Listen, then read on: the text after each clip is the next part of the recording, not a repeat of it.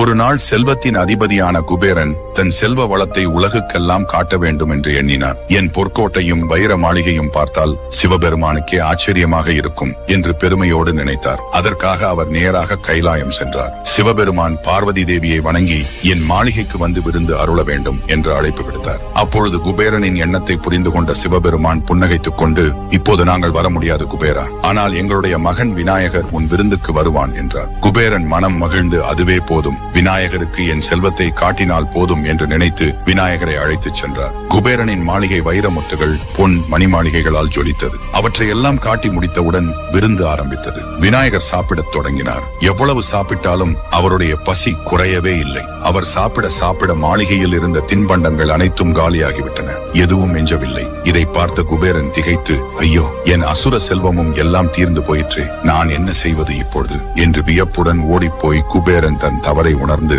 பணிவோடு சிவபெருமானிடம் மன்னிப்பு கேட்டார். அப்பொழுது சிவபெருமான், குபேரா, உன் செல்வ அகந்தைதான் உன்னை சிக்க வைத்தது. செல்வம் மட்டும் பசியை தீர்க்காது. அன்போடும் பணிவோடும் கொடுக்கும் ஒரு சிறிய கைப்பிடி உணவுதான் உண்மையான விருந்து. இதை கேட்ட குபேரன் தன் தவறை உணர்ந்து கண்கலங்கி போனார். உடனே அவர் மாளிகைக்கு சென்று எஞ்சியிருந்த சிறிது உணவை எடுத்துக்கொண்டு இந்த முறை பெருமையின்றி அன்பும் பணிவும் கலந்து கணேசனுக்கு அளித்தார். விநாயகர் அதை சாப்பிட்டதும் அவருடைய பசி தீர்ந்து விட்டது. புன்னகையுடன் விநாயகர் சொன்னார், குபேரா, இன்று என் பசியை மட்டுமல்ல உன் கர்வத்தையும் தீர்த்து விட்டாய் என்றார். Download ShareChat.